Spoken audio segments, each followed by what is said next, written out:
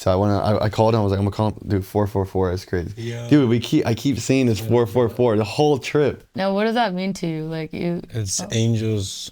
Just there's always angels around. It's like a And- reminder of that. I want to tap into that. Like when I met you guys too, in your journey, you guys are very faith based. I believe in God, I believe in Jesus, and all that. And I appreciate that. You know, you guys shout the walk of Jesus out as much as you can. And did you start off that way in the beginning of the journey, or was it along the way that you started finding more of the walk?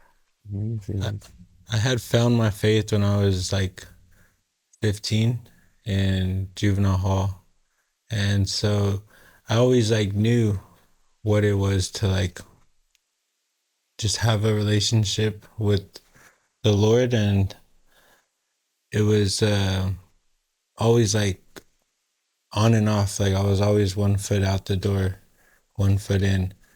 And I feel like this trip really just like allowed me to walk all the way through and just like put everything that I know and believe into Yahweh, Yeshua. And it played a big part because there was just moments where yeah, there's moments where we just had no clue what was like going to happen. And you know, like the Lord provides from like even not having like places to stay or not even knowing about where or when we'll get to a place or where we will stay, or even like just someone bringing us food in the middle of the desert. Bro, some guy pulled over and got us looks like some bevs.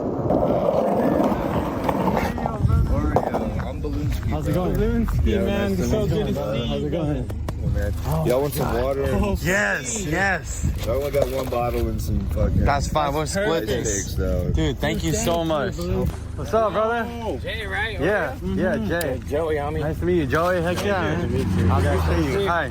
Yes, bro. Thank you so much. Yeah. Hi, nice to meet you as well. That's Jay. my daughter, yeah. Nice to meet you.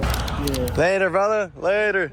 Bro, we got blessed up like so many times. Like it was a car, another car came, and a third car came. They gave us so many waters. Like, oh my gosh. When we had like 130-mile stretch of like just pure nothingness, no gas stations, no food stores, I learned that God will place love on people's heart, and it's up to the people to choose whether or not they're going to act on that love.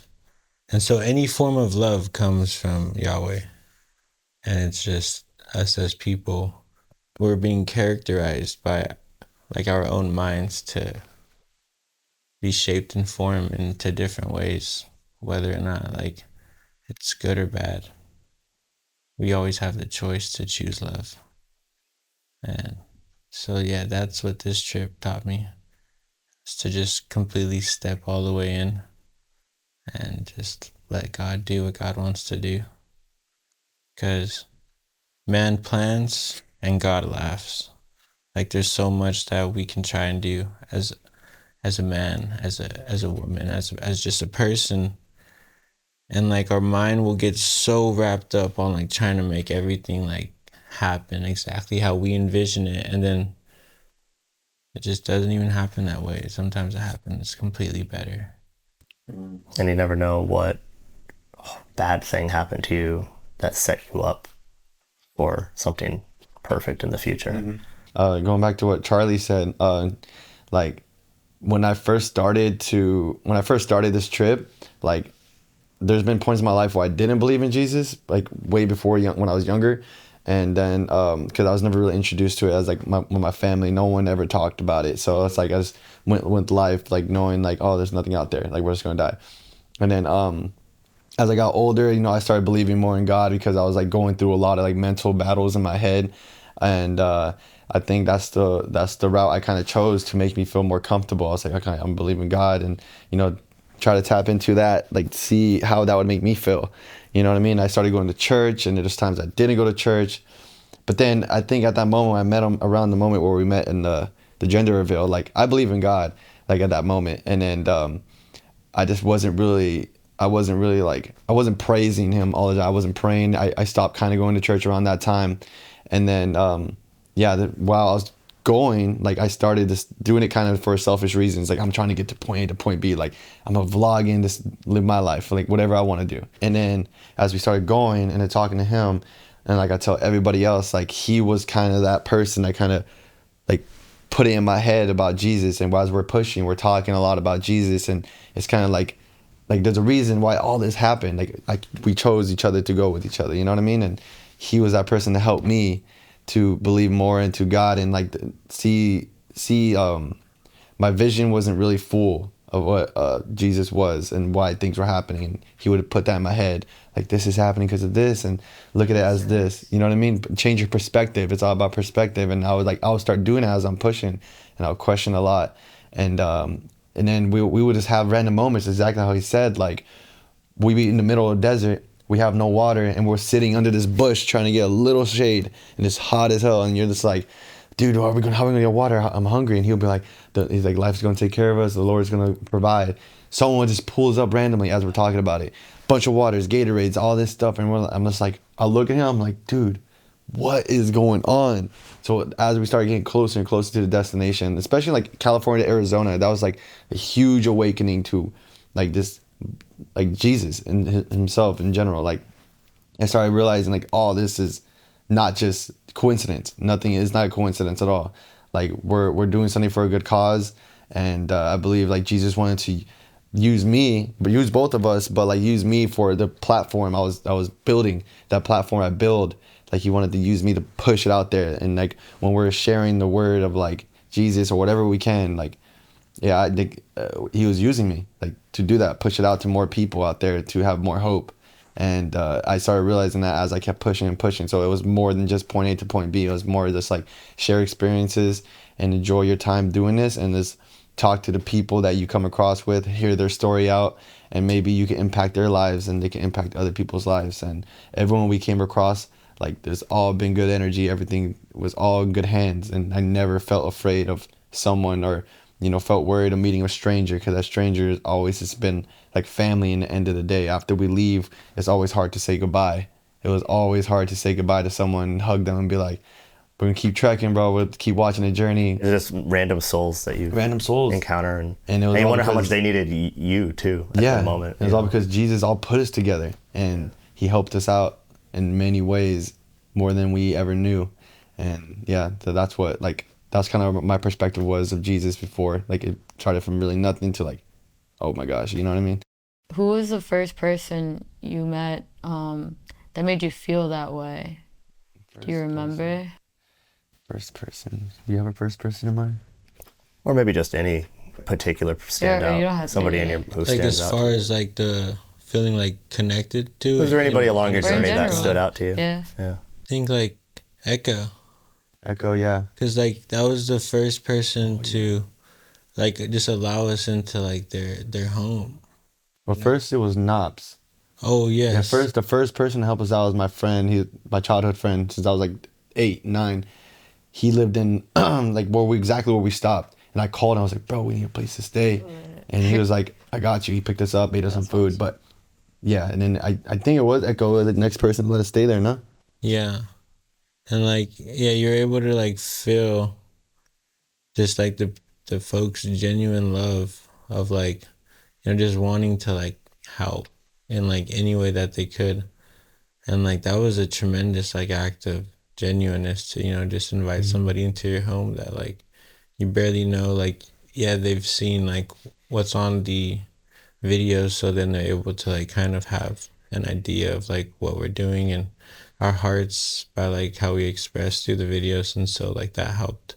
Each and every day has brought like a sense of like closeness within ourselves too, because then these people tell us parts of their lives and their story that like we may have never like encountered other than like hearing that. And so like that can like help understand parts of who we are. And so it's all like just these different people as like different puzzle pieces, as such as we are part of all of that puzzle, to like step back and like reveal the whole picture of what's trying to be shown. And it's just like act of love and kindness. You know what's interesting I'm thinking about is how most religions, I'm not like a scholar of this, but I'm pretty sure most religions have a story of like a pilgrimage, like a great journey across a dangerous territory or some kind, something treacherous, something uncertain. Like in Islam, they do like the trek to Mecca, right? And like, it's interesting, like how, like in your guys, I guess, reality world, like it's Jesus or God, and I think all these it could be, but it could be like whatever they worship. And I don't know much about Hinduism, but or Islam. Like I think all of this stuff comes from. I just think it's important to say too that I think all, like, no matter what, whoever's watching this who might not be Christian or whatever, like whatever faith system you have or don't have, I say the universe, you know what I mean? I because I feel what you're talking about, I just don't call it that. But I just don't want to put any lines between people because I think we all experience this, and I think all the religions are talking about the same thing at its core. And like what you guys are describing is like what Christianity like should be is like the acts of kindness and going out of your way to help others, and like, like those kind of things, which are all too often like forgotten by like the modern incarnations of institutionalized religion. So it's really nice to see somebody like practicing like the actual core tenets, of like a belief system. Yeah, just human beings in general, like just people, like whatever they believe in, it's okay. You know what I mean? Like I used to always say the universe too. I still say it. You know what I mean? Because I'm like brand new to everything. I'm still learning as I go, and then it was pretty risky for me in a way to like. It wasn't really like a risk, but it was like, since I got that audience, I built so big. I took like this big faith to like post about it, and knowing that people all over the world are gonna judge. Like, I get what you mean. Yeah, you know what I mean? Like yeah. even till this day, after I finished, like people are still giving me like a bunch of like crap about like just posting about Jesus. They're like, thank God this guy stopped posting because I don't want to hear this Jesus stuff no more. And like, there's still like I took that risk to like put my whole belief and all my life on to millions of people, and everyone can think what they want to think. And I think that's just one of the risks I took, and I was like, this is what I believe in. I'm just gonna push it out there. And people have their own perspectives, which is okay. Like I still love everybody, bro. Whatever they want to do, whatever they want to believe. And it was definitely a risk for sure, but I felt like I made the right decision by just pushing my belief out there. And I'm just hyped I did that. Yeah. You know what I mean? Everyone feels love at some point in their life, from whether it's being taken care of by their elders, whether it's just experiencing that through like having children, or whether they do that from their passion. So that's what all of it is. Through all religions, through all walks of life, folks are just trying to understand what love is. And so that love has just, in today's age, been titled through the universe, through God, through Buddha. So it's like you said, all these beliefs in a line, and then you just have this flow of energy that goes through each and every one of them, and it's love. Like love is the highest frequency to emit yourself on. And so it's like, in a sense, the way that goes in and out of one's heart, one's soul, one's brain looks different for so many different people, because like it's just the uniqueness that creates different situations, to have different conversations and to use different tones when you're talking to people. And so like that's just the basis. And so the folks that do not label it as anything, they'll still understand where we're coming from, because they know what love feels like. And that's like a base of where we all exist. Hell yeah.